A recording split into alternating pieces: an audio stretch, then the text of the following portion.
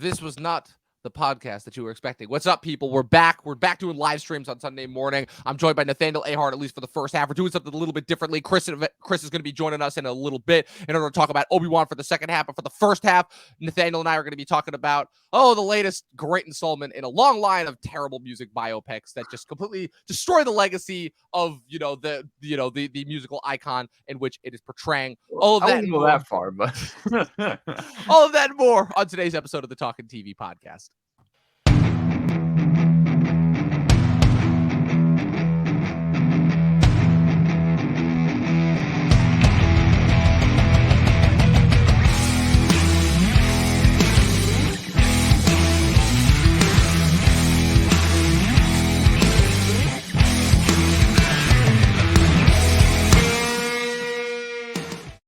What's up, people? This is another episode of the Talkin' TV podcast. I am, of course, Dom the Movie Nerd. I am joined this time by Nathaniel Ahart. Nathaniel hasn't been on for a little bit. He was last on my Oscars predictions panel, giving probably one of the best Jared Leto and House of Gucci impressions that I've seen in a while. Nathaniel, I think it's safe to say that we're both really, really happy that nomination did not happen. oh my goodness. Well, I posted a video of my reaction to the Oscar nominations or what I thought about it. I had a little snippet of me at the beginning. So if you watch the video on my channel, you'll see that I was very, very happy he did not get nominated. Not only that, but your reaction to the actual nominees when they were announced is like one of the funniest things that I think I've ever seen. Just in general, honestly, that gave Sean reacted the way he did with Denzel not getting nominated for a BAFTA, a run for its money. But I feel like that kind of translates well to our conversation that we're about to have, at least for this first half of the episode, because as far as talking about movies that we think are going to be Oscar bait and then just don't.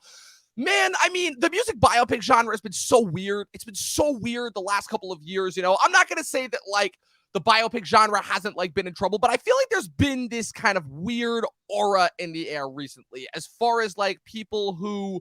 oh, man, Luke, thanks for joining us again, man. We can always depend on you to join us in. Currently melting over here. Man, how hot is it over there in Latvia? You're going to have to let us know. Make sure you let us know in both degrees Celsius and then translate it over to Fahrenheit, because that's just one conversion that us Americans are just always going to be too dumb to get. So the music biopic genre has been in such a weird spot recently, because I feel like recently we've been seeing this phenomenon of biopics that are not necessarily trying to provide and capture, like, the accurate details of what happened in this person's life. I mean, there's always kind of been that weird fine line between, like, some level of over dramatization. But I feel like for the longest time, the best biopics have always been the ones that have sought to capture the essence of the main character or the real life person that they are portraying and mixing it with a little bit of spice, a little bit of over dramatization. Usually I've also found that a lot of some of my favorite biopics recently are the ones that don't kind of follow the traditionalist biopic structure, as we call it. The start out, the rise to fame, the downfall, the realization, the sudden comeback, and then however it ends, whether it ends tragically or whether it ends on a high up note, Right. But I feel like all that changed once Bohemian Rhapsody came out, with Bohemian Yeah. Rhapsody, we've been seeing this new phenomenon where it's like people, I don't think necessarily care about, like, whether it's accurate or not. I feel like they just kind of want to see, for lack of a better word, like a big concert show, And I feel like in a strange way that's become even more relevant now in this weird post-COVID times where nobody wants to go to the movie theaters anymore. People really have got, again, just been conditioned to stay in their house where if they want to leave their house, they want to go and see an event viewing, So it's like, I don't know. I wanted to get your take on that before we started this conversation, really, about kind of where the biopic and kind of by default the music biopic genre has gone in recent years. No, that's a good point, Dom, because as you were saying about the ones that kind of take in a different direction, one of my favorites from the past 10 years was Love and Mercy, the Brian Wilson one. Also one of Chris's favorite movies. Well, I mean, it's a great one. And honestly, like, yet again, I just got to say Paul Dano was snubbed for the Oscar that year. But just the fact that they told that out of non-linear fashion and that sort of thing. And it was just such an artistic statement about really one of the greatest artistic geniuses of all time. And I love that movie. So when you look at stuff like Bohemian Rhapsody, you're right. You look at the whole Live Aid sequence, which is like the best part of the movie, but it's like, what is that saying? Where does the merit fall into the rest of the movie besides Rami Malek's performance? And biggest thing I heard coming out of that sequence is it's just like, oh, you could literally just watch that exact sequence on YouTube. Like they copied it shot for shot. It was that close. But it's impressive nonetheless. And I wonder sometimes, because a lot of people just like seeing, the stars that they love and these musical icons and just seeing their rise and fall because they feel inspired by it, I suppose. But after a while, it kind of gets a little grating. I liked Rocket Man a lot because they took a musical approach to it, where it was actually a musical, not just a musical biopic. So that was cool. But I feel like even then, it was still kind of the traditional approach to telling the rise and fall kind of story. Which is what I loved about Love and Mercy, that it didn't do that. So I kind of feel that a lot of people do like to see what you said. And I don't necessarily, I feel like we should be reaching for something higher because as we've seen, it has been done successfully without following the traditional path. Exactly. I mean, you look at, I mean, just again, not necessarily musical biopics, but it's like three of my favorite movies that I can list off the top of my head from the last decade. Obviously, the 2010s, a decade where we kind of both came into our own, both kind of came into our age, both were kind of like discovering our taste and our love of movies and Right. such. Three of those movies were biopics, and I could probably name a couple more, whereas again, it's three of the best movies of the decade, with Social Network often listed off as one of the best movies of the decade, Right. which, as we said, is not necessarily historically accurate, but just because of what that movie is covering, it just makes it so prevalent and just so relevant still, even to this day, 12 years after it came out. Wolf of Wall Street, obviously, which famously mixes the Scorsese approach. Again, Scorsese often been hailed as the king of being able to do biopics, the right way, almost in a strange way. Like, I feel like almost everybody that's done the biopic formula since has been trying to mimic his style. And then Straight Outta Compton, which for me was, I'm like, just such a revelation as far as just like, wow, that just felt like something completely different. And like, I feel like that was the type of story that even 5 years before that movie came out, Hollywood never would have tried to even consider making that movie, And I just felt like that one, they just mixed that with such a fresh and new approach. And I feel like we were entering into this new weird phase where we were kind of starting to get a little bit experimental, kind of starting to get around this idea of like doing, the checking off all the boxes, like with movies like Love and Mercy, with movies like Steve Jobs, which I thought was very underrated as far as its amazing Steve Jobs lifestyle. Exactly. Where that one does not at all do the traditionalist lifestyle, but the way that movie is captured, also another Sorkin job, and I just feel like something happened where it's like it all happens where, again, like kind of as I've started to call it the death of the mid-budget movie. Hollywood just started to realize that those movies, it's either Hollywood realized that those movies weren't doing as well, where they weren't getting nominated for as many Oscars, with the rise of A24, with the, as you saw that transition from like 2015 towards 2016 and 17, and the types of movies they were starting to nominate with the expansion of the Oscar voting board. And then Bohemian Rhapsody comes in, and on top, and it just makes all the money. Like, it still baffles me how much money Bohemian Rhapsody made. Like, Bohemian Rhapsody made almost as much money as a Marvel movie that year, which is insane because that was also the year of Black Panther and Infinity War, the two of, at the time, highest grossing MCU movies, before Endgame just came out and swept the board. And I think that's when things started to change a little bit, because that's when they realized, oh, wait, we can, these things have always kind of been like, good money makers for us. They've always been nominated for a couple Oscars, but now we can turn these things into like essentially blockbusters. And I think that's the approach they've been trying to take with them as time has gone on. And then obviously we had the pandemic. We had a full year with no movies in theaters. Then we had, this weird, strange comeback year where movies were starting to attempt to make a comeback. And now we're kind of effectively in the post-COVID phase where it's like, okay, if a movie's going to theaters, it better damn well be an event, or like maybe a little off-kilter thing they can start to build up steam and momentum that will pick up over time, like Everything Everywhere All at Once, Right. And that brings us to this movie, Elvis, which is, I'm going to say, there's so many different weird things that go into this movie as far as that kind of almost doomed it before it was released, namely the director, kind of when it was announced, it was kind of announced, it was officially announced that this movie was going to be made back in 2014, probably around when they were starting to plan out a lot of these biopics. Again, a majority of them come from the same studios. This one obviously is the exception because it comes from Warner Brothers. But again, the previous two that we listed, those all came from 20th Century Fox, now obviously owned by Disney. That's probably another big reason as to why, they started to take that approach. But so you have this movie where it's directed by Baz Luhrmann, which I mean, we'll get to him in a bit. It's essentially trying to be this quasi-semi like music big jukebox concert event mixed with like a music biopic. It might be nominated for Oscars. I don't think that's necessarily their intent. Combined with the fact that this is another movie that has probably been delayed for a couple years. They have announced it back in 2014. It was back when, the usual suspects that are circling almost every young male lead role at the time. Miles Teller was up for it. Ansel Elgort was up for it. And they both lost, I think I was reading the other day that like apparently even Harry Styles was up for this part at one point, which I tell you what, you talk about missing out on a gold mine there, because you can bet your ass that if Harry Styles was playing Elvis, every teenage girl and teenage boy and their mother would have gone to see that movie. But you have this kid, Austin Butler, in there, which is so weird because it's like you could tell that, like, okay, this is probably another instance where they're trying to make this guy into a star, And I'm not going to say that Austin Butler is bad. I think he's a good actor. I really liked his performance as Tex in Once Upon a Time in Hollywood. But the problem comes down to Baz Luhrmann, is where I think this kind of the doom and gloom starts with this, where this is not a situation like Bryan Singer or Dexter Fletcher or anybody like that, where it's like, kind of like company working men. Baz Luhrmann has had like an established track record over the last couple of years. Like I said, he got his start in Australia doing musical theater. I don't remember what his first movie is, but I feel like he first prominently came onto the scene with 1996's adaptation of Romeo and Juliet.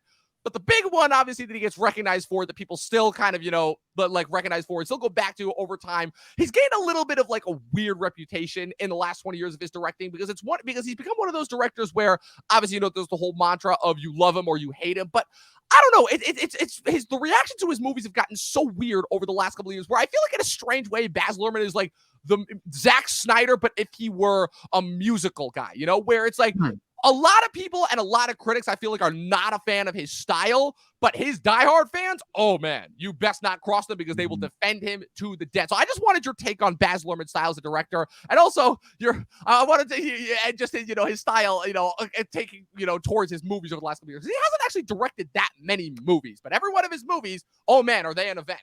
Right, and this is the thing. Before I went and saw Elvis, I watched Moulin Rouge, because I had a subscription that was expiring, and I was like, all right, I might as well pick this movie.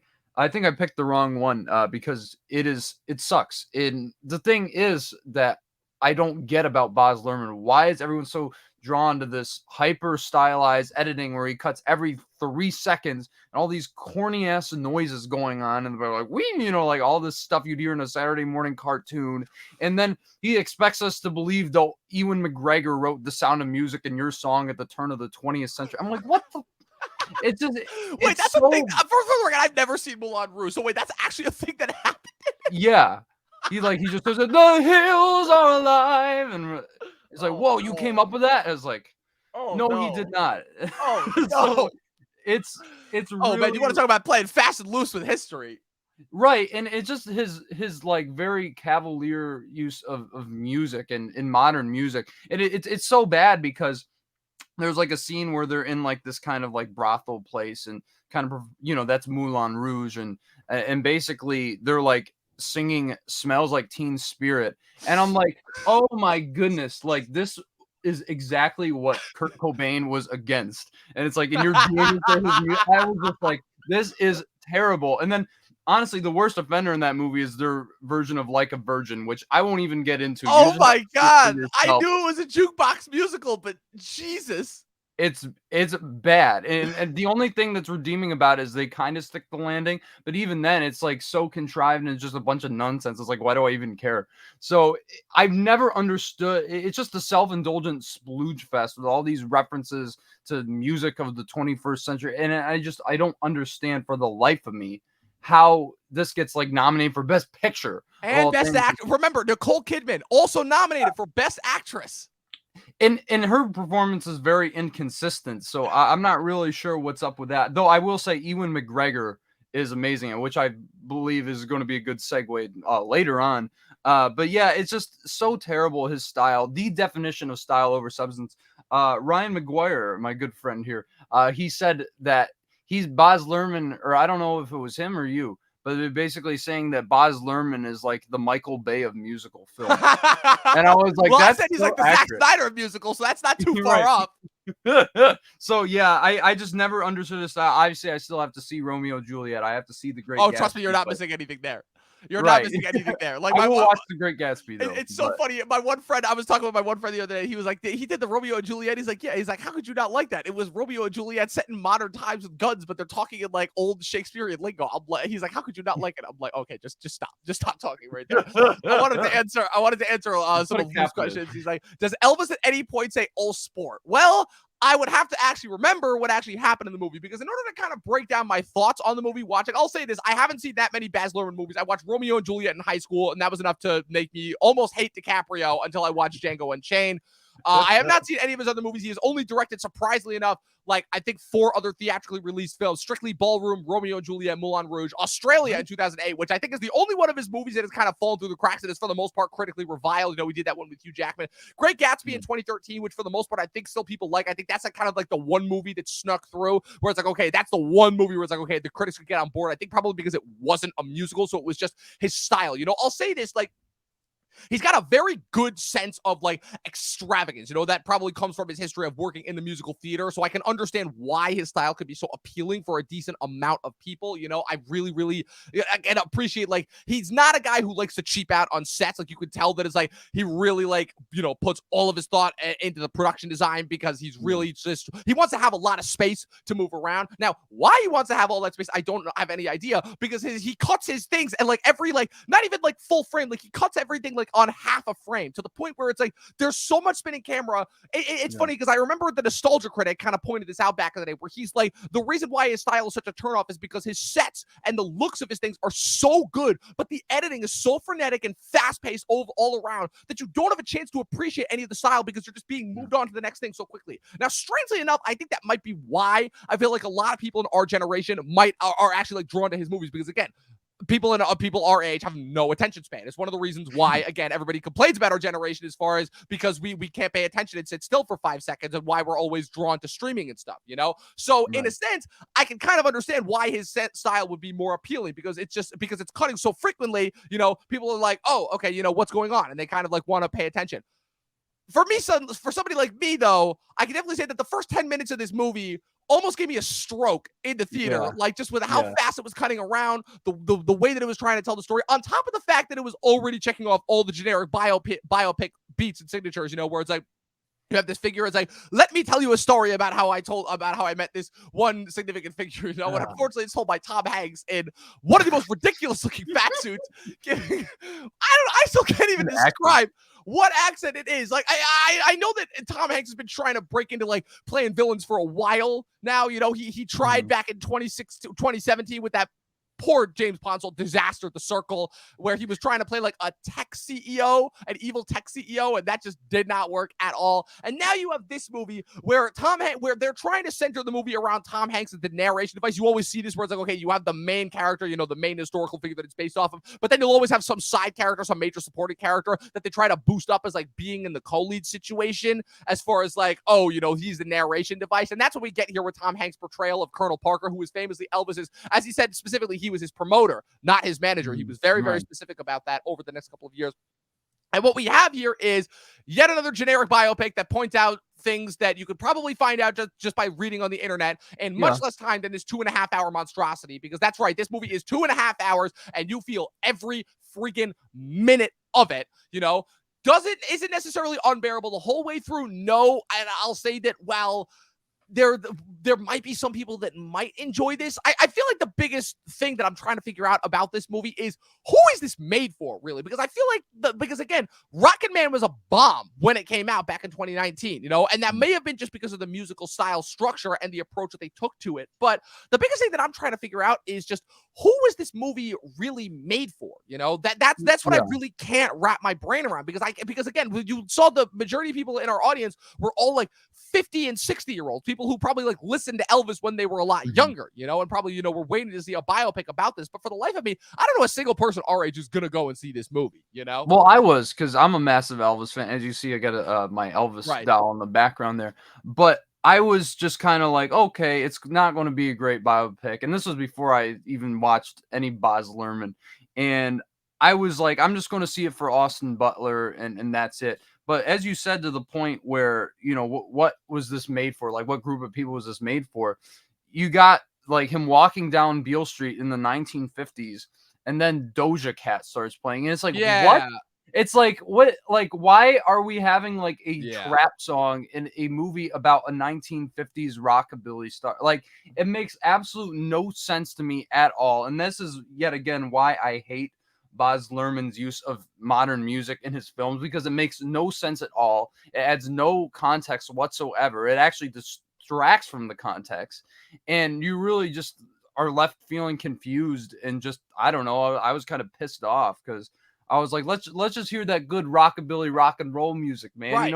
This is a movie about Elvis Presley, and yet again, you also have hip hop songs in there. I believe Eminem was even on it. Yeah, I could have sworn. I think well, we know Eminem and Seal Green did the song for the movie. I was dreading to hear if they actually played it in there, but I don't know. I was listening hard for it because that was the only thing that was getting me through it. And I'm like, where are we going with this? Right. Like, and then there was like the only one that actually made sense was Casey Musgraves doing a cover of "Can't Help Falling in Love Right. with You," and because obviously she's country, so her and Elvis come from the same roots. But even then, I'm not sure why it's there. It's not a bad use, but it's just kind of like I don't get it, you know? Yeah, exactly. Yeah, this whole movie I feel like is the definition of I don't get it. So as we wrap it up here, Yeah. roughly as we start to transition into Obi-Wan Kenobi, the only thing that I really wanted to talk to you about is the performances, right? With Austin Butler, with Tom Hanks, Yeah. because I don't think I've ever seen a more polar opposite dynamic Yeah. here, where it's like on one end you have somebody who I think is giving a legitimately good performance, albeit like in a in a steaming turd pile, and then on the other hand you have somebody who again is a legacy actor. You have Tom Hanks, as they're still have this baffling idea like movie stars can still sell movies, giving one of the most ridiculous performances I think I've ever seen. Like we talked about, like obviously, again, you get you have these actors that get to that point. They want to put on like the fat suit. They want to, they want to really transform into that character. I feel like actors always have to do that at least once in their career, and I feel like this was Tom Hanks' chance to do it because he's really never done that in his career before. And oh man, if I can say just one straight up, like just absolute terrible thing that just did not work amongst many, many other things here. I mean, this is it. I mean, it was one of those things too where I'm trying to identify what accent it is, and for the life of me, I'm like, I mean, I don't know where do you think he was pulling his inspiration from there? Like his ass, I don't know. I tell you, it's just so bad what he did, and I've never seen Tom Hanks bad in a movie before. Same, So like, even in movies that are bad, he is right. good in them. He's always good, and this is the one exception where I was like, I don't know what he's doing. Obviously, it's not on the level of Jared Leto House of Gucci bad, but it was just unbearable after a certain. Well, no, it got more tolerable, but like just seeing what he was doing, it was so obnoxious, so ridiculous, so over the top. And then on the other hand, to your point about them making this a star-making vehicle for Austin Butler, I definitely feel like they are going to push him for the Oscar because I'll tell you what. I mean, there were scenes where I was just looking at him, especially the Vegas stuff. I'm like, that's the king right there. Like, he completely transforms. I've never heard anybody capture the mannerisms, the voice of Elvis so perfectly. And the fact, because people kind of like were giving Taron Egerton, oh, yeah, he sang Elton John songs. That's great. But obviously, he didn't sound like Elton John. Elvis, to me, is like top 3 vocalists of all time. And he sound just like him. Yeah, there were moments where you could tell it wasn't quite as refined as Elvis's performance on those early records, but like he nailed it, and that is so hard to do. So I was saying, if he wins an Oscar for this, I mean, there's never needs to be another contest of who's the best Elvis impersonator again, because Yeah, right. honestly, there isn't one. Like he Right. is Elvis Presley, and I think that it probably could be the best performance of the year. I think he's definitely going to get nominated, especially because this is such a big event. I feel like it is in the kind of consciousness of, the mass public and also critics, because everyone has been praising him if they aren't praising the movie, just like I am. And that's why I want to see the movie. And on that sense, I was satisfied. Okay, that's pretty interesting, especially considering that it's like I was talking about this the other day where I'm like, okay, yeah, sure, Austin Butler was good, but it's like if you get like that one shiny nugget inside a giant turd pile, what does that really say Right. about it? Now, what I will say is that I hope that makes his future career prospects interesting Yeah. because he is going to be in, and I did believe I told you about this, he is going to be in the Steven Spielberg and Tom Hanks produced Apple TV Plus kind of spiritual follow up to when they did Band of Brothers in the Pacific on HBO Max, Masters of the Air for Apple TV Plus. He's going to be starring in that alongside Callum Turner and Barry Keoghan, two other kind of up and coming actors, So Right. I will definitely say the kid definitely did show promise, and I really am interested to see where his career is going to go forward. I just hope that he avoids getting typecasted because I've seen, unfortunately, like for people who try to get those big roles now, it unfortunately is a slippery slope as a descent into madness, So, and I'm worried that like this movie is going to be like, I mean, honestly, I don't even know like who's really going to see this movie and who's really going to even bother reviewing and commenting on it. But I don't want this to be a situation of where this ends up wrecking his career prospects going forward, because I do think the kid No. has talent, and I do think that like he is. I don't think it will, but there always is that conversation to be had. So No, I think he's going to shoot him to the top. Yeah, really I'm hoping do. so. And he's already in Dune Part 2, so. Yeah, that's true. That's true. Yeah. He is playing Fade Wrath, which I did think that was actually pretty interesting. Just based off the types of performances that he gets out of his actors, I think that could be really interesting. Especially because it's ironic that he's playing Elvis because he was followed up to another musical talent, with Sting obviously portraying Fade Wrath in the original 1904 David Lynch Dune. So I think that is a little 6 degrees the separation there, right there. So we're about to wrap it up. Chris is about to hop on, and we're about to transition into Obi-Wan. But before we get out of here, Nathaniel, your final thoughts and your final star rating on Elvis. Yeah. Well, I didn't like it, just because of all the things I said. There were so many inconsistencies, and Baz Luhrmann's direction is just so ridiculous. But I feel like once you really settle into the story of Elvis is when it becomes very compelling. But I feel like the bad outweighs the good just a little bit. So I'm just going to give it 5.5 out of 5, or 5.5 out of 10. You know, it's not a great movie at all. See it for his performance, but other than that, it's up to you whether you should go to the theater and waste your money on this or not. I don't know, but I think he's going to. This is going to launch his career, and I think that hopefully he gets an Oscar nomination at the very least. Yeah, for me at least, this is a movie where I'm like, yeah, I tried, I really did. I was looking for something that was appealing. I was looking for something that I could, like, even ironically enough, even with Tom Hanks waddling like the penguin in that stupid fat suit, we were laughing our asses off during that. But I'm like, I'm trying so hard. But at the end of the day, I'm like, look, I think it was ultimately the thing that turned me off the most was just Baz Luhrmann's style. It was just too much overall. And Yeah. on top of the fact that it's just a mixing of two really weird styles, the traditional biopic formula with Baz Luhrmann's ridiculously over the top style. I'm just like, yeah, I don't see how anyone is going to really enjoy this. This is not for me. I really couldn't get on board with this. So unfortunately, this is one of my probably like my worst reviewed movies of the year. This is only getting 1.5 stars for me. And a movie's got to be really bad in order to get a 1.5 Right. for me. Right. I try to give every benefit of the doubt, even the movies that I'm not the biggest fan of. So that's it. That is our review on Elvis. We're going to be transitioning into Obi-Wan now, as we are joined by Chris, the TV nerd of Venko. Chris, what's going on, dude? Happy to have you here. Good morning, gentlemen. What's going on? It is going. Not much, not much. As you can see, you missed out on such a great movie, this past weekend. Yeah. Well, I'll just say, because I did hear your star reviews here before we jump into Obi-Wan, I learned probably around when Zola and Old burned me so bad back to back almost, that the best thing to do is find a camcorder recording of the movie that you're dying to go see in theaters, because chances are it's going to suck. It's coming out in the present day. And for a while I thought, all right, well, maybe it won't be that bad. But hey, listen, once I realized that my camcorder quality Jurassic World 2 weeks ago was it was worth sitting through the terrible audio as an audio engineer than paying the $14 plus if I got a snack or a soda.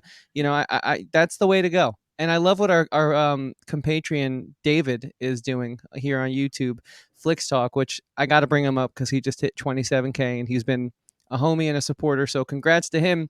He doesn't even spend money on the movies anymore, Nathaniel. What he does is he waits till they come out on VOD and he does a first time watch reaction to them, gets a boatload of views, a boatload of subscribers, and saves himself about California, maybe $40 in a movie ticket with if you take into account the gas it takes to get anywhere now.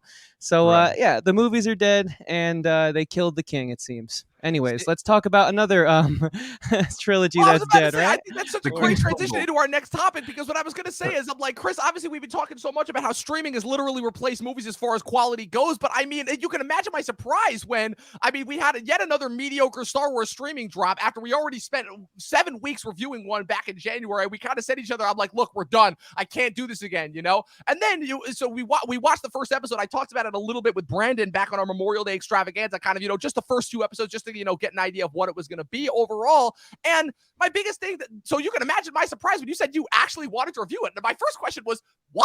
Like, what did you get something from that like I was missing? So just like, walk me through what made you want to like actually review Obi-Wan. When I still see the same shills saying it was great, it was groundbreaking, it was the God's gift to Star Wars, or science fiction or space operas. It's frustrating because there's just so many issues to take with this franchise that the half hour we have won't do it justice. Sorry, I said franchise. I meant the mini series of Obi-Wan. But I don't want to give it more time than that. Also, it's just like one of those things where I wasn't given many options this week. It was go spend money on a movie that could seemingly destroy one of my favorite singers as a singer of all time, like his legacy. Not going to have that happen. Or I can talk about something that's already been bastardized, another huge part of my childhood, but at least that one has already, the wounds are still fresh, whereas the Elvis wound, I'm not going to let that happen to myself. I am never seeing that movie. So that's another reason why I made this choice. But also there has to be someone who's real and says that, well, you're telling me that Leia, the biggest issue I have with this, just doesn't remember her adventure with Obi-Wan at all in A New Hope? You really? She doesn't remember any of that? It's not even like if someone went back and like recreated the Kessel Run, because we at least hinted at that, and that gives a creator room to come in and play with that and like elaborate on it. I know they did that in the comics, but it's like Disney comics, so who cares? But like it's not like anyone actually like took something that was kind of there and brought it to life. We just like fabricated this stupid idiotic story where it's like throughout the entirety of this series, we come to a blockade in the middle of the desert where they can easily walk left or right and get around the electric gate, but instead they have to go straight. So what do? They create a situation out of nothing. And then there's another situation where this fight's going down and Vader's got Obi-Wan pinned, but oh no, fire broke out and a Sith Lord can't walk through fire. So I guess this one's canned because we need 3 more episodes. No, wait, Chris, you forgot the 1 minute where, I don't want to. Yeah, you Vader guys is go. trying to pull revenge on Obi-Wan for throwing him into the fire, and like Force pulls him in. Remember, in order to get revenge on him for Mustafar. Yeah, but my biggest, I'm not gonna disperse. I had no illusions about the show going in. Book of Boba kind of already gave me an idea of like where we were going with Star Wars. We're kind of going for. I kind of made the decision made that it was like, okay, it's gonna be Mandalorian or bust, because Mandalorian at the very least still has my interest, still has my attention, because that's still an original character that we don't know anything about yet. So it's not them bastardizing a previously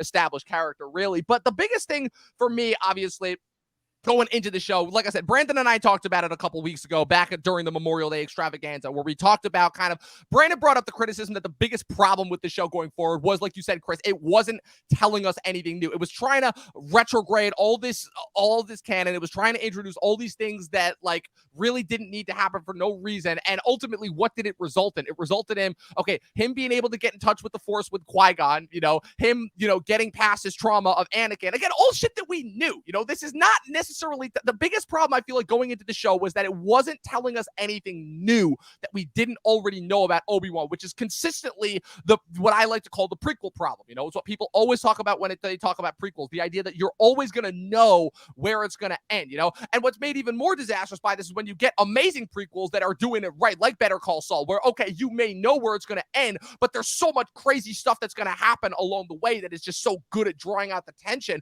that you're really, really going to enjoy and appreciate it. So the biggest thing that I feel like the biggest thing that, that I wanted to talk about first before we get into it, and this is more so aimed at Nathaniel over you, Chris, because Chris, I think you've already pretty much made your stance clear, is Nathaniel, now that it's over, did we need this? Because famously, this is a thing that still, for whatever reason, a lot of people were looking forward to. And I'm not just talking about just the general overall interest about Star Wars. I have a section covered for Star Wars Sims in a little bit. Don't worry, we're going to get to that, where it doesn't matter what it's going to be. It doesn't matter how shady it's going to be. If it has Star Wars logo on it, they will watch it, But Obi-Wan has always been one of those big things that seems to be been really interesting. Like I said, it was originally going to be a movie of all like kind of the legacy character things that they were going to do back when Disney originally bought Lucasfilm, that they were going to do, Obi-Wan seemed to be one that they're like, okay, yeah, we're really, really interested in this. He became a fan favorite character after the prequels, kind of the treatment that they took on him in the prequels.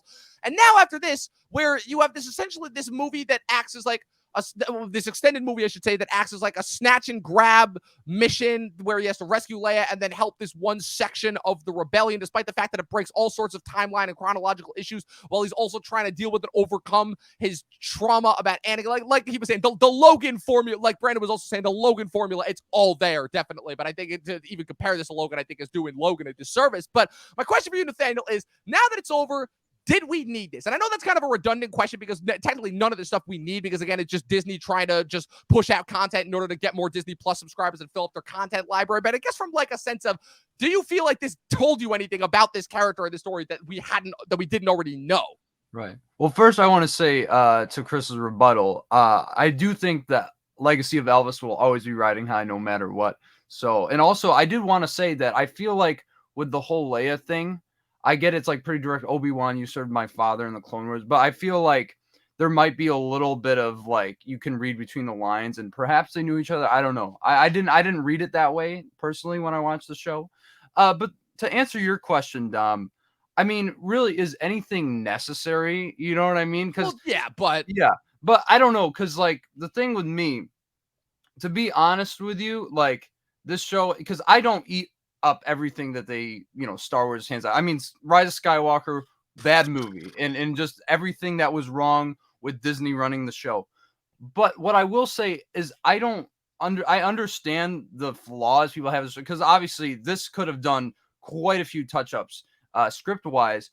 But overall, I mean, I wanted to see a story about Obi-Wan kind of like what he was doing on Tatooine at that time, kind of like his psychosis and what the emotions he was going through. And I feel like the first couple of episodes really did that for me. And, you know, even though they started that escort mission, I was like, okay, we can wrap this up in like a couple of episodes or whatever. That's cool. And then it kept going, and I was like, all right, we're kind of wasting time here. But I'll tell you, I mean, I don't necessarily think it was necessary because, as you said, we knew where this was going to go.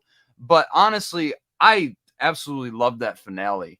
It basically, like, if they had filled in more space of Obi-Wan doing stuff on Tatooine and kind of like going through his mental process, because I feel like they only scratched the surface, which is my biggest problem with the show, because that is what I wanted. But I just feel like the way they tied things up, it was really beautiful, and it gave me everything I wanted as a Star Wars fan, at least in that episode. But no, it wasn't necessary, and I think that they could have done a much better job with presenting the character of Obi-Wan and also everything else, because obviously I understand the complaints with some of the Leia stuff there, because it wasn't necessarily the best thing they've ever done. I Yeah, think that's kind just of the start of my many complaints. Like, I read the Kenobi book, and I'm not saying they have to go off that source material. In fact, it's decanonized, so why would they, right? They can't Right, make a right. profit off of it, therefore it's now Legends. I understand the way the game works. It was still more compelling than what we got. I think I'm sick of this, and this is the main reason why I wanted to chat about all of this was I'm just sick of this whole, hey, where it's really not the Hawkeye show, it's an introduction for a new character, or hey, it's it's really not like the Obi-Wan show, it's an introduction for a new character. It's just so, I don't know, it's just so cash grabby, because what is it, that the main star is too expensive, so we're trying to limit the amount of time we get him on screen going forward. But if we can get someone new and sort of build them up in our system, it's almost like, you guys were just talking about the old school days of Hollywood, where stars were contracted to the studio. It's almost like they're trying to do that again, in a sense, and that's just, the economics are really destroying the art here. But furthermore, I think it feels like Ewan McGregor, talking about the performance, completely forgot how to play the character of yeah. Obi-Wan. Oh, I mean, I there don't, was nothing I don't there that harkened No, I, back to what I love about the prequels. We got shells of the man who he used to be, both as Ewan McGregor as an actor and Obi-Wan as the character that is arguably, if there was a number two most iconic character in Star Wars behind Darth Vader, it's Obi-Wan. And I'll, that's just the way I see it. I'll say this: you've definitely been making that argument since The Force Awakens came out, and I'll say it's been hit or miss for me as far as how I agree with you. But this is one I definitely agree with you on. Where I definitely think that like this sense of like where he's playing Obi-Wan, I guess because of the sense of where it didn't really line up to like where the character ended, like chronological wise. Like, yeah, you could tell he was obviously distraught about having to destroy Anakin, but he also understood that like, yeah, this was something that needed to be done. This was something that like, okay, like Anakin has fallen to the dark side. And if anything, that's what kind of made their kind of, like, I'll say this, like it made the transition from Revenge of the Sith into kind of their meeting into A New Hope. I still feel like it made that even more satisfying. And I feel like kind of them meeting up beforehand, before the events of A New Hope, and them having to go through, like, for lack of a better word, like the Disney track record of, oh, you made me, this is all your fault. And I'm like, really? Like that, like it would have been one thing if this was the first instance and where we didn't have like a whole new trilogy of movies coming into, but it's the fact that we have that whole new trilogy of movies to go into, that it's like, okay, this doesn't line up in some sense, Also, I mean, I know that like people have been pretty hit or miss as far as how they treated the legacy characters, just as far as Disney goes. I still think that they had a chance to redeem Luke Skywalker with what they were doing in The Last Jedi. I still think it's kind of the last third that kind of wrecks that, where it kind of doesn't really make any sense. But now I feel like they're kind of just going through the motions with these characters in order to like, okay, this is just what these guys are going to do. He's going to be traumatized. He's going to be PTSD. It's been 10 years. And this is all about, I feel like the show should have been renamed How Obi-Wan Got His Groove Back. A little reference to how Stella got her groove back. That's a little 90s reference there. Shouting out Professor Pat there. But the biggest thing for me is I'm like, wait, so we know that Obi-Wan's going to get his groove back, because obviously, he ends up training Luke and all that.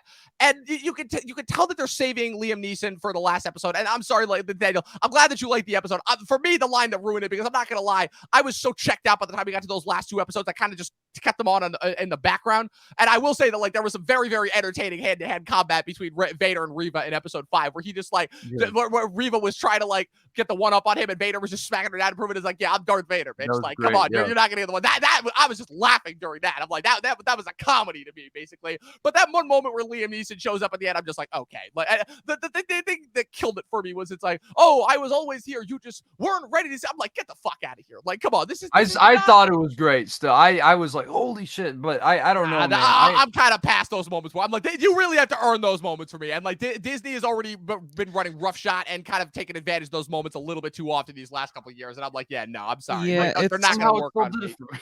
The only thing I think I took away from the finale was amazing sound editing, where you have the bleed between Vader, the James Earl Jones voice, and the Hayden Christensen voice. That was great. That was awesome. Amazing. Which is a bit that they pulled right from Rebels, though, because that was literally in a scene in Rebels when Ahsoka cut off his face, and you had the blend between Matt Lanter, who I think does a much better Anakin Skywalker than Hayden Christensen. That's just my Clone Wars bias shining through, though, and James Earl Jones. So that's not even original. They already did that in the animated show. So that's what I was gonna say. And another thing, speaking with some of my film friends, I was on a little bit of a set this weekend, and a lot of them raised a great point that I hadn't even considered. And I asked myself why I hadn't considered it, and I think it's because I gave up. And I think some of them haven't, but they're very frustrated as filmmakers with the use of the set, that limited Disney set. I forget what they call it, but even when it was, and this felt a little bigger because I think they learned how to green screen the backgrounds and have like more wider flat backgrounds, so the set pieces up front and then it goes off into a vast horizon. Like, notice the use of like the shot that we got to finally see from the moisture farm where Luke and Owen and Brew live, but looking out into the Dune Sea and then seeing in the distance some like of where Obi-Wan was living in the caves. Like they used it a little better, but it still feels so small scale. And I think it's okay to feel small scale in The Mandalorian, even though I'm not a fan of that, because we're always told it's this huge galaxy, and that's just where I come from. And I think it's okay to feel small scale in Boba Fett, because again, side character that people just like the way he looks. So of course he's going to get a show so Disney can sell Funko Pops. But this is different. These are the two titular characters in the trilogy that they won't let die, and they keep bastardizing. So this needed to be larger than life. And the fact that it's felt so close quarters and crammed in the wrong ways. I think the action sequences, you want them to feel close quarters and crammed, but it just felt, all the towns felt so small. It's like, are we in like a 1950s Western, or are we in like, a space epic? Because there can't be, how is there only ever like 20 people living in these towns? Like, what the hell's going on here? Because the Star Wars I remember is Coruscant, a city that doesn't end. It's Naboo, even in the water, there's a whole other civilization. You have the human-like people that live above world, and underwater you have the Gungans, and in between them, all the crazy animal vegetation and wildlife. And in Disney, it's like dead, inhabitable planets, one that looks just like Arizona, and then like that, like where we get a Seth Rogen cameo. I think that was whoever. Oh, that's even worse. That's even worse. That's even worse. That was Zach Braff. Yeah. Oh, okay. Gotcha. Okay. Why he was doing a Seth Rogen impression for that character, I have no idea. That confused me, but see, I don't care enough to even look it up anymore. But I just, from a filmmaker standpoint, they're like losing the touch that I think, as much as I hate to say it, they still had with that terrible reboot trilogy. At least there was some filmic value there. And so I don't know. I just think it's all going downhill. And I think this is me retiring from Star Wars this morning, and also just coming on to properly say that not everyone's buying what they're selling one last time. But you guys take it away. What do you think about all that? The biggest thing I feel like, and that kind of brings me to my next point, is the mixed reactions. Because what's so interesting about that point that you just brought up, Chris, is I was listening to Red Letter Media's coverage of the show. I don't listen to Red Letter Media nearly as much as I used to, but I try to tune in whenever I can, just because, they also don't care about staying like in touch with certain things, at least not until like months after it's come out. And they actually brought up a couple of interesting points here, which is that they said that, like, in a strange way, what they admired about it was the cheapness of it. And so bear with me here. Basically, what they're trying to say is that they're like, Star Wars has fallen off so hard quality-wise that at the very least it helps that the technicals are, because again, even with the, like you were saying, with the much bastardized new trilogy that they did, the technicals were still there. It felt expansive. It looked great. The sound design was amazing. The look of the creatures was practical and great. They went to multiple different locations on planets, versus what it feels like with every friggin' new Disney Plus show. It's not The Mandalorian. They're just doing Tatooine. That's literally what it is. Because again, this is another problem that I had. This is another show where a majority of it is set on Tatooine. And I'm like, okay, are we, and if it's not Tatooine, it's another planet that has deserts just like Tatooine. And I'm like, okay, are we ever going to get away from this one Disney set? But the biggest thing for me is I'm like, so this is essentially Star Wars becoming Star Trek. if that makes sense, where it's like the two of them have kind of officially shifted, where you have Star Trek now, they're still on TV on Paramount Plus, but they are at the very least doing, like, I've caught a couple glimpses of them here and there. They are at the very least still doing, like, crazy planet hopping, like big explosion stuff, because Kurtzman and Orsi and the guys who helped J.J. Abrams on those Star Trek movies definitely helped. Obviously, again, that pissed off a lot of OG, Star Trek fans. That was the biggest thing, was J.J. coming into that and, kind of putting a stamp on that. But the biggest kind of, I feel like, original core difference that originated as far as the difference between the two is the fact that Star Trek, because of its budget, always had to work around that, and as a result was always able to have such creative writing, such interesting stories, such mature stories, versus Star Wars. The big thing about it was that it was this big, expansive, visual, cinematic experience. And now you have this thing where, even though they're both on TV, they've kind of shifted paradigms, where now Star Wars is essentially just cheap, disposable content that you can watch, and the only thing that it really has going for it is this massive fan nostalgia gripe fest for it. So I just thought that was a really interesting tidbit, as far as kind of, again, we're 3 years in to this Disney Plus experiment now, and so far the only thing that is really good is The Mandalorian. But again, that even, I feel like, still applies to The Mandalorian, because the thing that I like about The Mandalorian is not that it's this big, expansive, like, kind of big Star Wars thing. It is more of an episodic feeling TV show, and in a strange way, I guess it works for me because it is a new character, and I think that's kind of why I've been able to get on board with it. I think the biggest thing of where Obi-Wan fails is the fact that Obi-Wan, they tried to make it seem like it, and again, I guess I could blame this on the marketing, is they tried to make it seem like it was going to be like this big, expansive, like, visual cinematic experience, like this is going to be an event, and now it's like, okay, they're already talking about it with season 2, and it's like, okay, like, I realized pretty quickly what it was going to be, but I'm going to be interested to see if there is anybody that does fall for this, outside of, like, just the Star Wars sim crowd that just watches everything Star Wars related. Nathaniel, what's your take on that? Well, I don't know if I'd say I fall for it, but because I get a lot of points you're making, I don't get it. I wouldn't call this a bastardization by any means. I feel like,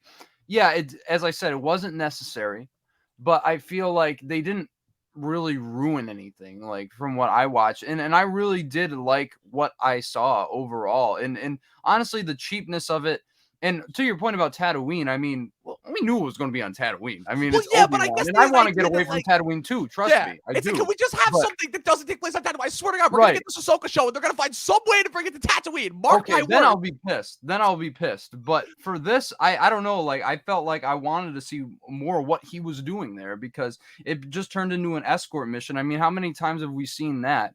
And I understand, like, especially with Leia's dialogue, it sounds like it was written obviously by a writer. It certainly didn't feel like something a kid would necessarily say, but I don't know. I really enjoyed that one, that they gave some legacy character, if they were going to do anything at all, the shine that wasn't Luke. I thought that was nice. And I honestly think Vivian Blair, if that's like her name, something like that. I thought she did a good job of what she was given. And I'll say I this don't about know. her. She did a good job. Right. It's just the type of acting that she gave, I don't think worked, because she's given a Disney Channel performance. That's what it is. And I'm just like, fair enough. she's talking like a 40-year-old Yeah. writer writing of what is she supposed to be intended at? Also, like, I know I'm putting this out, but just the whole prequel problem. It's like, okay, we're expected to believe that in, what is it, like roughly 5 to 10 years, Ewan McGregor is going to magically transform into Alec Guinness, and the little girl is going to, and the little girl is going to magically grow up into Carrie Fisher. I just thought that was fun. That was a little bit of, like, X-Men prequelitis problem there, where it's like, okay, James McAvoy and Michael Fassbender magically still look like James McAvoy and Michael Fassbender in the 90s, only 10 years before they turned into Patrick Stewart and Ian McKellen. Like, man, these prequels love playing fast and loose with these guys' ages. Right. But no, and I will say, like, Chris, I didn't see what you said with his performance, because honestly, I thought with the prequels, like, obviously he was one of the highlights, but I felt like obviously the script didn't give him a whole lot to do. It didn't give anybody a whole lot to do. And I'm not saying that this show is, like, the best. I mean, there's a lot of really,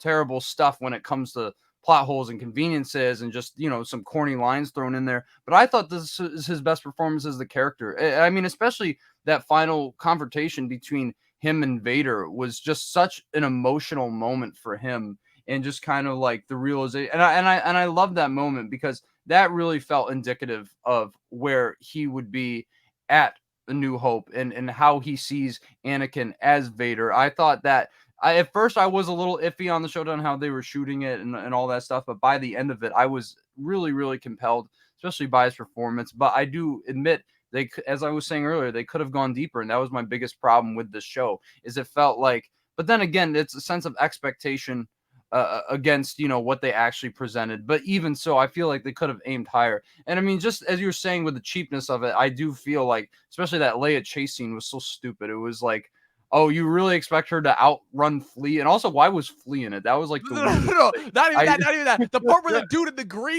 the green makeup at the beginning literally just stops at a freaking tree. Like she just yeah, stopped. I'm like, what is happening here? like in hindsight, it was just like, okay, that was really dumb. But I also just think that a lot of, like, especially like the Kumail Nanjiani character, it just felt like they were crowbarring him in Yeah, there. the Because like, stunt oh, casting. look, it's Benny Kumail Safdie in the Nanjiani. Benny is You know, Safdie in the first episode. I'll give O'Shea but I thought he Jackson was Jr. cool. credit. I Oh man, really like what they did with Benny he Safdie. did not work for me. He was just like Really? that stuck out like a sore thumb to me. And like I'll give O'Shea Jackson Jr. credit. He was Yeah, trying. He was really he trying, was but he good. was another one that stuck out like a sore thumb. Indira Varma from Game of Thrones. Yeah, like the stunt casting aside, the biggest thing for me Well, hang was on. I do want to say, I think it's a to each their own situation, because for me, it's one of those things where Ewan McGregor was not only the star, but he was heavily invested in this monetarily and producerial wise. So sure, he wanted this thing to succeed, but I think the Disney formula and the Disney experiment, to which Dom said, where it's really just a soft reboot. Now I bet we'll have Reva pop up maybe somewhere along the lines in a Right. Mandalorian future Yep. season or whatnot, and maybe now we'll have like a younger Leia character sort of like grow through the ages. Like this could be a lifelong casting for her. Disney didn't spend $4 billion, I think it was, on Star Wars for nothing. It's just sad that like the money seems to be where my brain goes first in regards to assessing what creatively we can explore next. And I think outside of all that, because I don't think that there's any real passion. I think I'm even giving up on the Filoni Favreau dream team. I think you can strike gold once or twice, but if you can't continue to mine it, your company's like, you're going to go under. It's just one of those types of things where I just think it's all so contrived, and even someone who's trying to make a difference can't. But I will say though, if you go back and watch those prequels, not perfect movies, but I think a reason why they are so highly revered to this day and growing, I think, with time and popularity and respect, is the performance and the chemistry on screen between McGregor and Christensen. And I think to have chemistry, you need to have good writing and a good performance. And McGregor wasn't given any of those. He wasn't given good writing to then give a good performance on top of. It really just felt like, I think I would have been wowed if this was like, that YouTuber Star Wars Theory who does like his fan fiction sometimes. I would have been wowed if he put this out. I would have been like, oh my God, this is like so good for a fan fiction. But this is the real deal. This is Right. the hey, we're making Funko Pops out of this. We're selling blankets off this thing. Like this is it.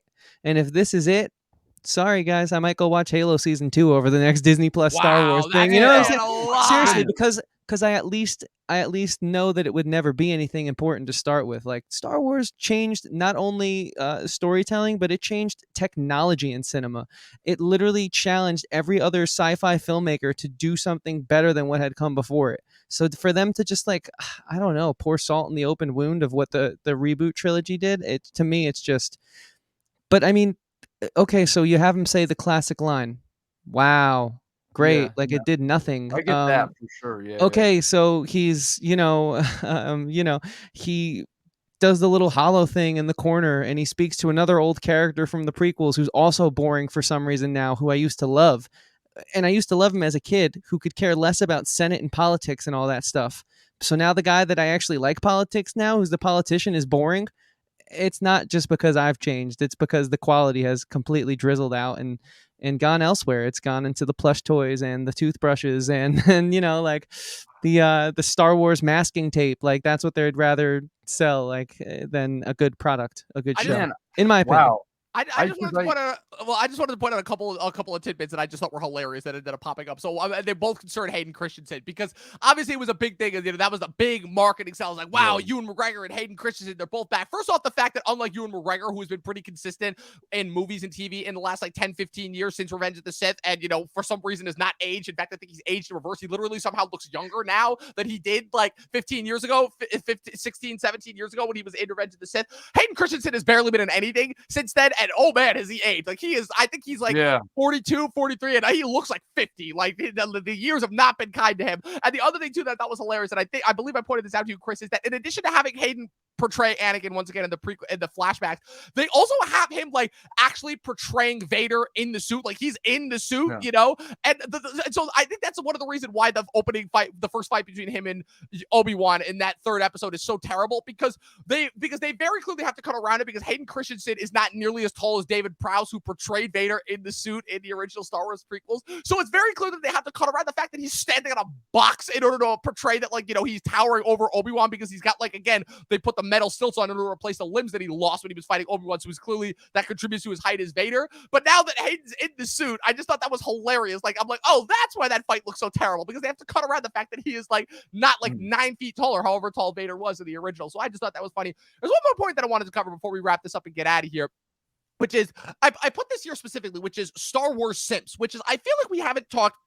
I feel like the DC fan base has gotten so much flack in the last couple of years, but I feel like that one's a little bit unjustified, because if anything, hey, you know, they made the Snyder Cut happen, which was better than really any DC movie that we got in like the last 5-6 years, other than the Suicide Squad. So you know what? I give the DC fanboys a pass. Are they a little bit too invested in Snyder as a filmmaker? Sure, but at the very least, they made something cool happen, you know? The Star Wars simps, though, because I talk with some of my friends, and I try, and it doesn't matter what I do, and every single time they're like, oh, all you think is negative stuff, you know? All you say is negative stuff. You don't appreciate anything Star Wars wise. And it's like, I'm like, it's one of those things where it's like, is it just us? Like, is there any hope, essentially, is what I'm trying to go for, you know? Help me find the hope, you know? You know, because it's like, obviously, as long as the Star Wars simps continue to churn out, you know, again, with a million fan based accounts, what's it called?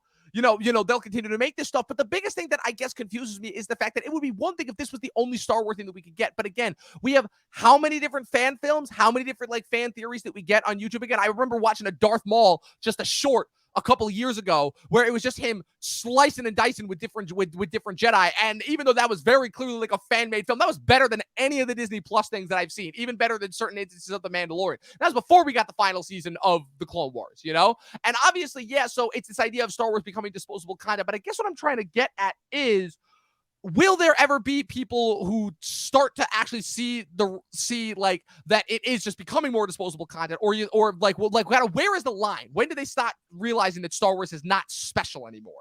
Is my question. I don't know if there's an answer. It's the problem. Right. Because it's like, I don't know, like, you look at something like The Mandalorian, it's like, wow, they can actually tell, like, a really compelling story with new characters for the most part that we haven't seen before. And then you look at something like Rise of Skywalker, it's like, wow, they don't trust the fans at all, do they? And you know, it's like, you see this dichotomy being created. And it's tough to say, because, I mean, obviously we have to see the execution of it.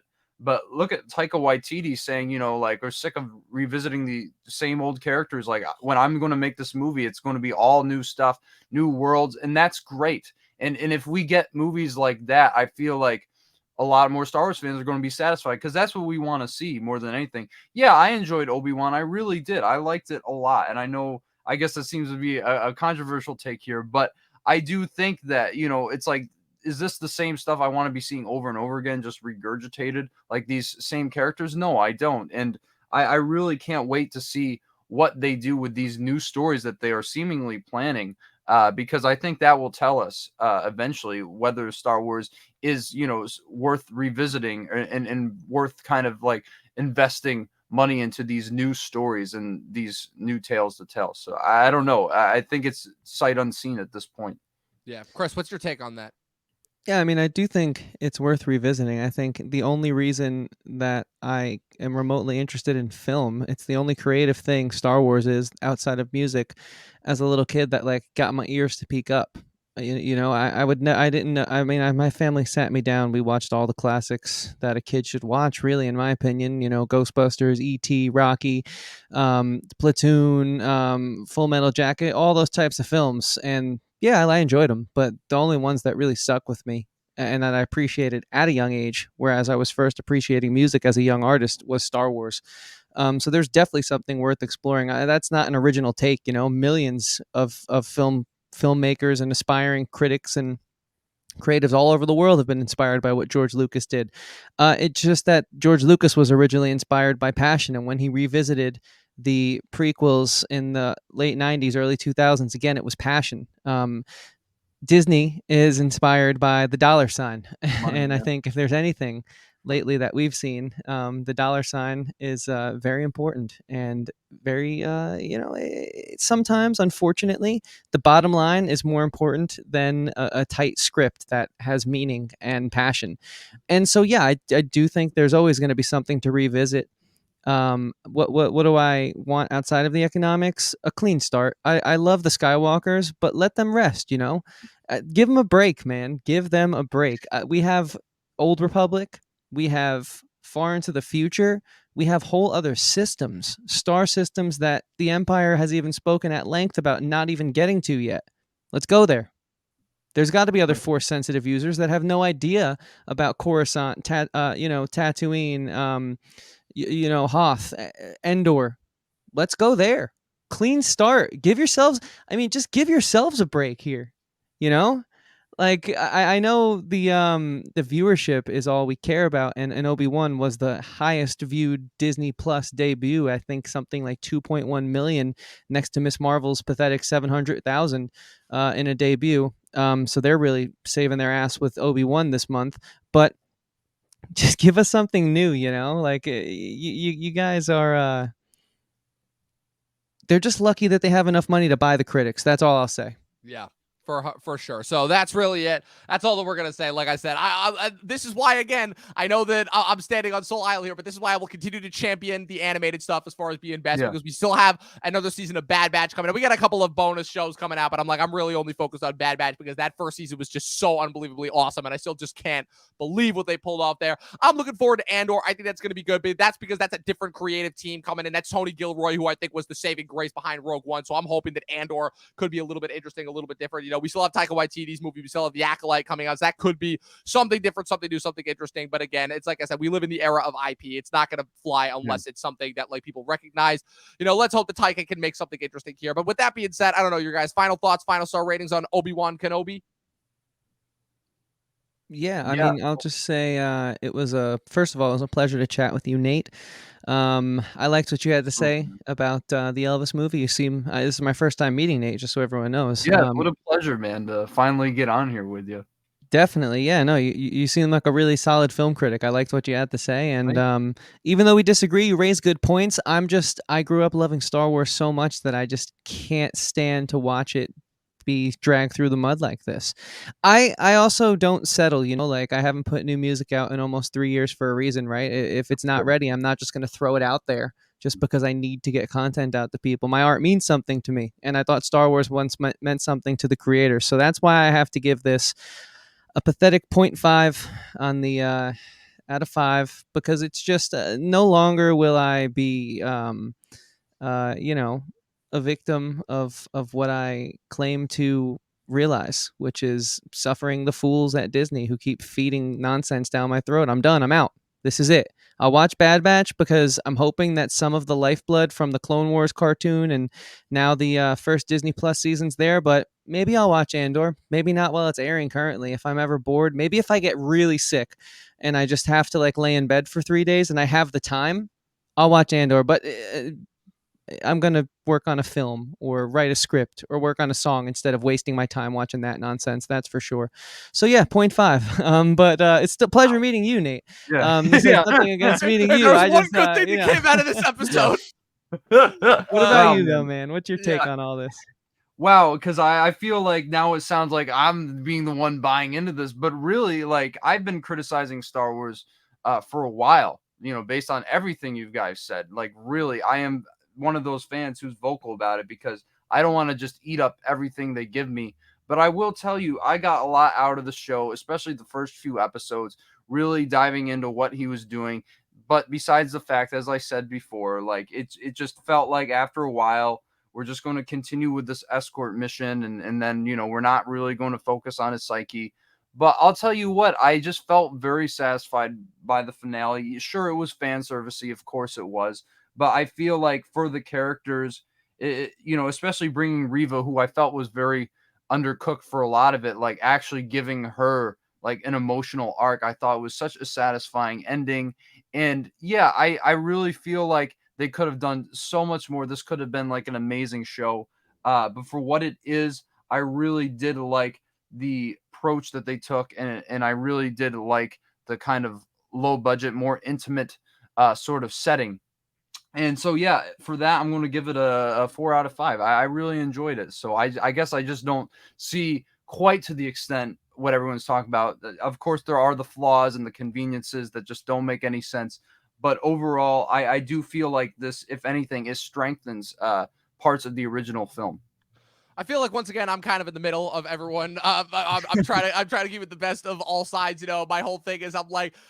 But my whole thing when it comes to, like I said, I take all these other factors into account. But at the end of the day, my biggest thing is I'm like, do I care? And does this interest me? And does this entertain me? It's what I say every time somebody comes at me and tries to call me out for being a Marvel shill. Nathaniel, you know exactly who I'm talking about. It's what I say every time at the end of the day. I'm like, am I entertained? Am I compelled by these characters? Do I care about what they're watching? And unfortunately, this is I'll say this, for the first half of Book of Boba, before they just became a completely different show, I was sort of compelled.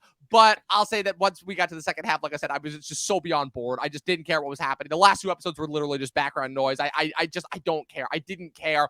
It's not, I don't think, nearly as bad, but for me, as you say it is, Chris, but that's only because, again, you know me, I've never had, I feel like, that direct attachment to Star Wars the way that everybody else has. So for me, I'm going to settle like roughly around a 2 out of 5 stars. Like I said, there was some good parts, but it was just kind of way laid down by really just terrible production and just kind of, again, just really kind of, I feel like, uninspired storytelling. That's kind of all that it comes down to. It's uninspired storytelling that I feel like does not accomplish anything or really seek to tell anything new about this character that we were not already familiar with in a satisfying enough way. So that's it. Those were our reviews and recaps of Elvis and Obi-Wan Kenobi. Let us know what your thoughts are in the comment section below. If you're watching us on YouTube, be sure to subscribe there. If you're following us on Twitch, be sure to follow us on there as well. We're going to take off next week. We're not going to be doing a podcast next week for 4th of July week. We'll be back in 2 weeks for the return of another MCU effort, Thor: Love and Thunder. This is Taika Waititi directing, so I'm hoping that this could be a little bit different than the typical Disney stuff. Nathaniel, as our guest of honor, where can the good people follow you on the interwebs? Well, you can find me at Nathaniel_Ahart on all the socials, whether it be Instagram, Twitter, what have you. And of course, right here on YouTube, Nathaniel Ahart. Just my name. Look me up. I got a channel. I do a lot of music reviews. I do a lot of movie reviews, obviously. And I am going to do my own review of Obi-Wan, so I can get a little bit more in depth. And also, we're in the middle of doing the top 70 albums of the 70s. With Johnny Radio. So check that out. It's just a great series. We're having so much fun with it. So yeah, thanks for having me on, guys. It's a pleasure as always. Absolutely. Yeah. Chris, as always, where can the good people follow you? Well, I just subscribed, Nathaniel. I'm very Chris. intrigued by that top 70s album of the 70s. I will be watching. Guys, once again, please go follow our guest. It was a pleasure to meet him. Even though we disagreed, we had a great conversation. And if there's anything we need right now, I think it's civil disagreement. So yeah, with that said, you guys can follow me, being neutral, keeping my mouth shut on everything except for pop culture, at Christian Evanko, Evanko.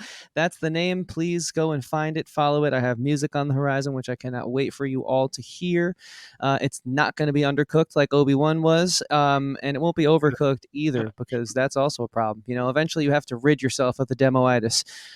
For me, it was really just taking the time to learn how to record myself, so I don't have to, like, you know, be beholden to an engineer and, you know, have to deal with that whole, well, I mean, dude, like, this is taking a little longer, like, it's going to cost you an extra $40. Like, I'm sick of hearing that. So I learned how to do it myself. And I hope you guys will follow me at Christian Evanko, Evanko, to track that progress and keep up to date with everything. It's on all the socials. It was a pleasure to meet you, Nathaniel. I just subscribed. You guys should too. And of course, go follow my co-host, Dom the Movie Nerd, who is not only, when he posts once a year, the most sarcastic and witty MF on all of the internet, but a great friend. So Dom, tell them where they can find you, man. Oh, I'm glad that you still think that, especially because I don't even remember the last time that I posted, considering that I finally deleted Facebook off my phone because I had to just recently. But you can follow me at Movie Nerd Reviews across all platforms: Facebook, Instagram, Twitter, TikTok. We are also still posting our stuff on TikTok. And be sure to follow the official Talking TV podcast across all social media platforms. For myself, from Chris, from Nathaniel, as always, people, 12 seasons in a short film, and watch more fucking movies. We'll see you guys next time.